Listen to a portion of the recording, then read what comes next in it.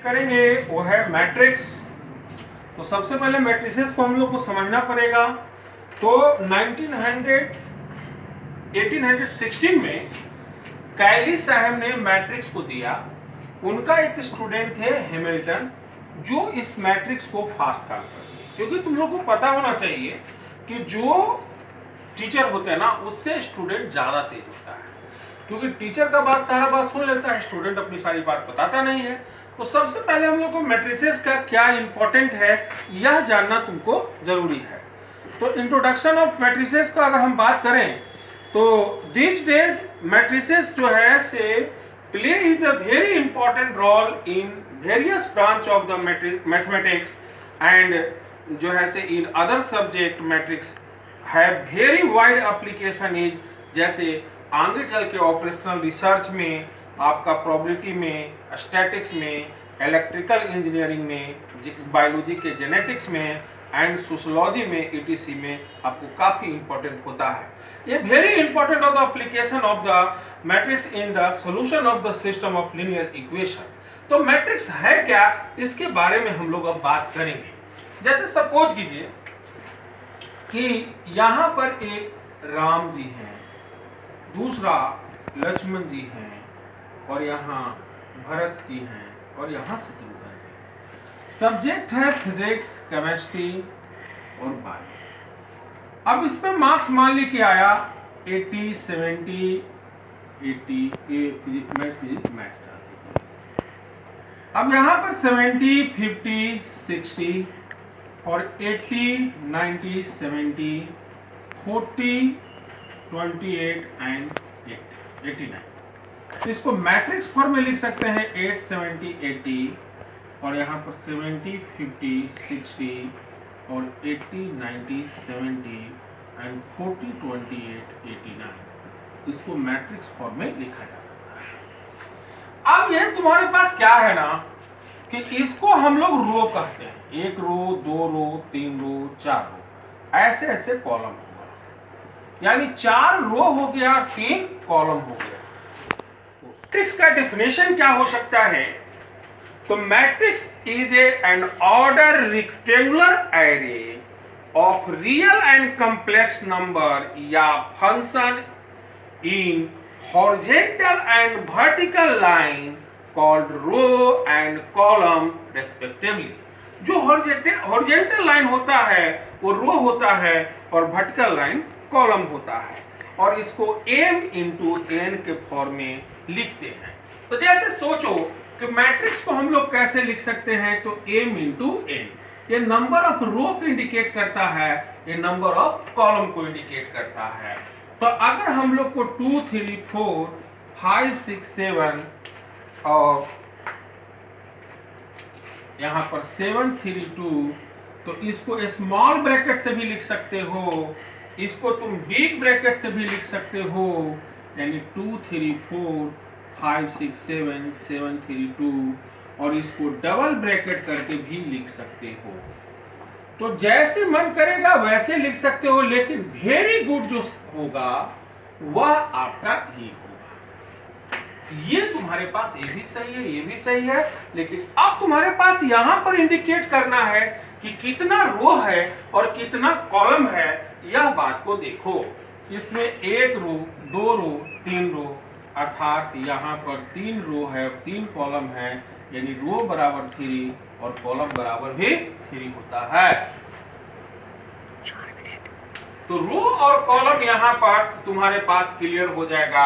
अब तुम्हारे पास एक क्वेश्चन है जिसे तुम्हें करना होगा, तब तुम्हारे पास क्लियर हो जाएगा। तुम्हारे पास जो क्वेश्चन है ना, तो तुम्हारे पास है 2, 5, 19, -7, 35, -2, 5/2, 12, √3, 1, -5, 17। तो इसमें प्रश्न क्या क्या पूछ सकता है, यह बात को तुमको देखना ये है कि इसमें तुमको ऑर्डर पूछेगा, तो गिन लो 1, 2, 3, यानी 3 ऑर्डर, और कॉलम पूछेगा तो 1, 2, 3, 4, यानी यह ऑर्डर तुम्हारे पास हो गया।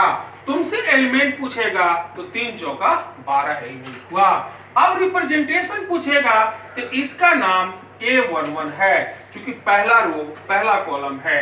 इसका नाम पहला रो दूसरा कॉलम है। इसका नाम पहला रो तीसरा कॉलम है। इसका नाम पहला रो आपका चौथा कॉलम है।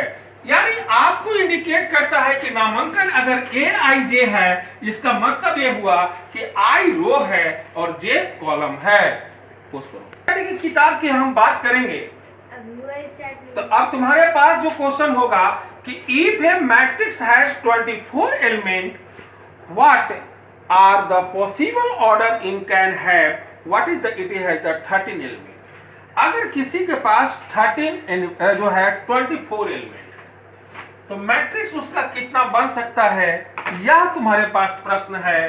24 है, तो यह 24 है, इसका मतलब यह हुआ कि 1 इंटू 24 हो सकता है, 24 इंटू 1 हो सकता है, 2 इंटू 12 हो सकता है, 12 इंटू 2 हो सकता है, 3 इंटू जो है 8 हो सकता है, 8 इंटू 3 हो सकता है, 4 इंटू 6 हो सकता है और 6 इंटू 4 हो सकता है।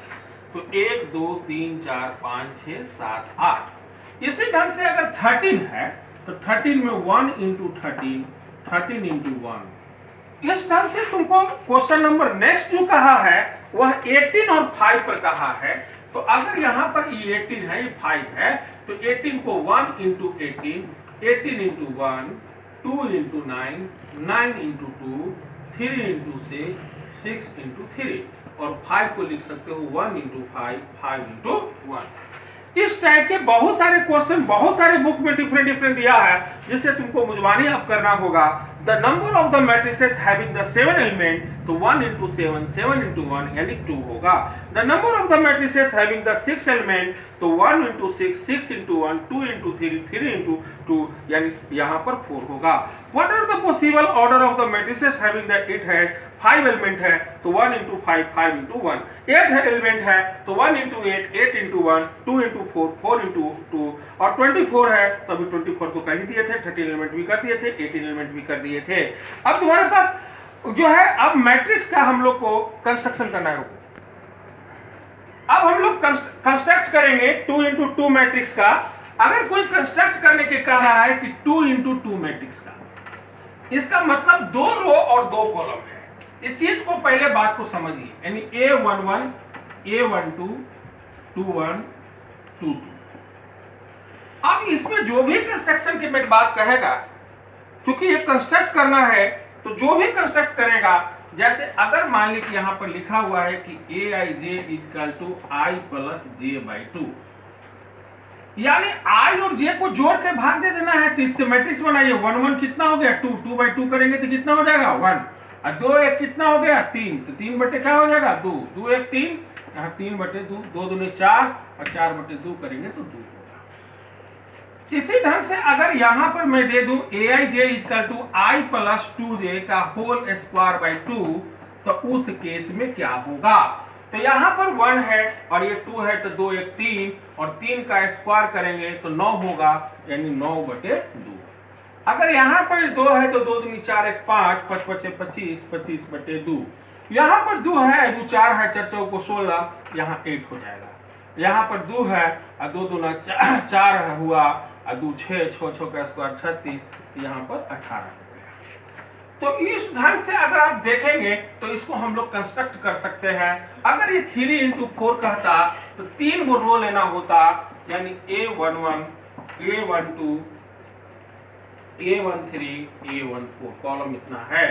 तो यहाँ पर 2 1, 2 2, 2 3, 2 4, यहाँ पर 3 1, 3 2, 3 3 और 3 4 ये होता, और इसमें जो भी कंस्ट्रक्शन कहता उस पर कर लेते।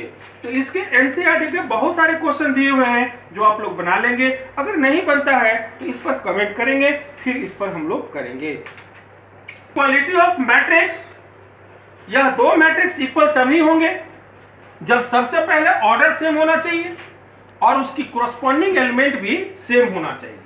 जैसे मैं एक एग्जांपल पर आपको करके दिखाता हूं कि अगर यहां पर एक कोई मैट्रिक्स है 2 3 1 0 और बी भी मैट्रिक्स है 2 3 1 0, तब तो इक्वल है। लेकिन एक 2 3 1 0 है और यहां पर लिखा हुआ है 3210, तो देखो इसकी कॉरस्पॉन्डिंग एलिमेंट इक्वल नहीं है।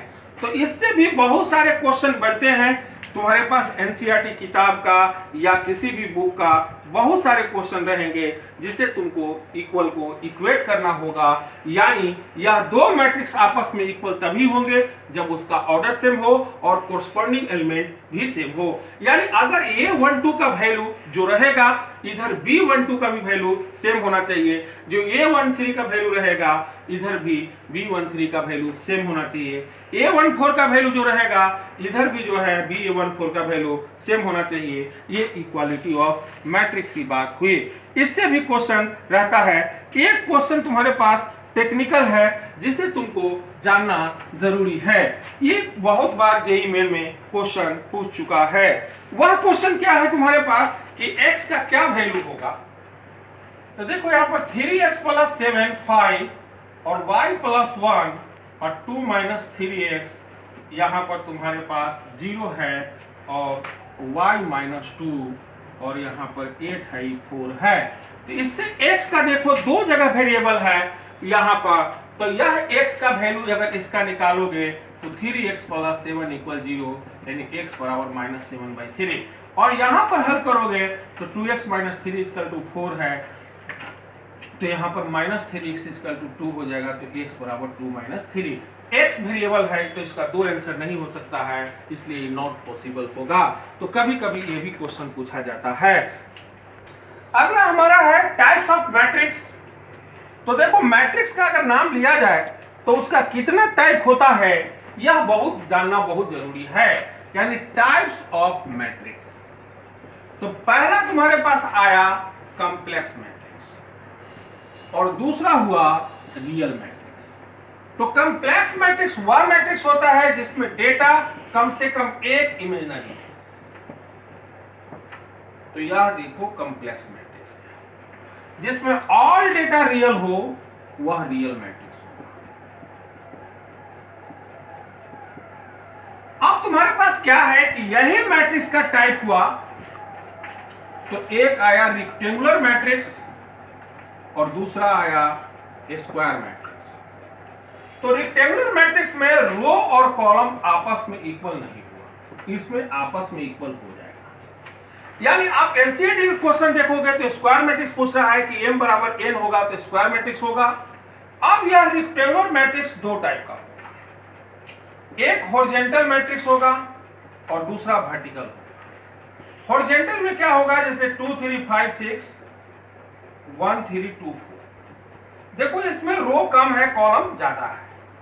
यहां पर 2 3 5 6 7 8 9 3, तो इसमें तुम देखो कि जो है आपका कॉलम रो ज्यादा है और ये कम है।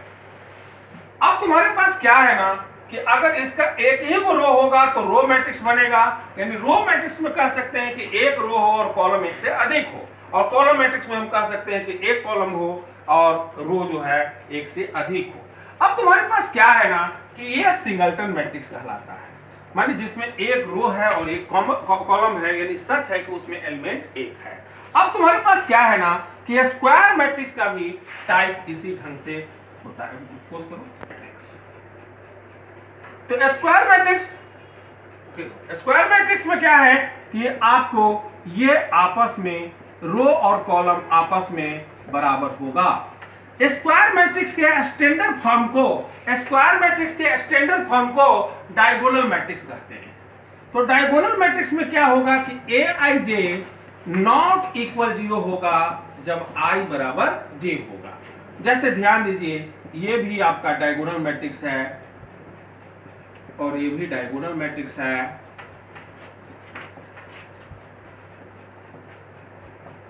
ये भी डायगोनल मैट्रिक्स है।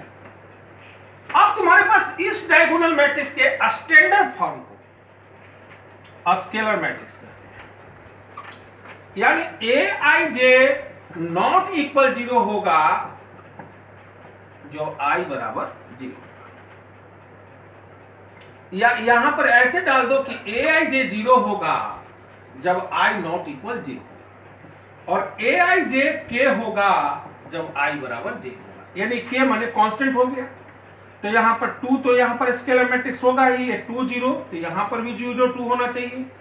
यानी स्केलर मैट्रिक्स में जो डायगोनल एलिमेंट है वो सेम होना चाहिए। देखो ये 2 है, यानी यहाँ पर 5 अगर स्टार्ट हुआ तो 0 5 0 0 0 5, ये स्केलर मैट्रिक्स हो गया। और स्केलर मैट्रिक्स के स्टैंडर्ड फॉर्म को ये k का वैल्यू जब 1 हो जाएगा तो आइडेंटिटी मैट्रिक्स कहलाएगा। जैसे इसको आइडेंटिटी 1 कहेंगे, इसको आइडेंटिटी 2 कहेंगे, इसको आइडेंटिटी आपका 3 कहेंगे। ये I1 हो गया, ये I2 हो गया, ये I3। अब तुम्हारे पास एक जीरो मैट्रिक्स है, तो जीरो मैट्रिक्स में तुम्हारे पास क्या होगा कि सब डेटा उसमें जीरो होता है, तो यह जीरो मैट्रिक्स कहलाता है। यानी जीरो मैट्रिक्स वो होता है जिसमें सारा डेटा जीरो होता है।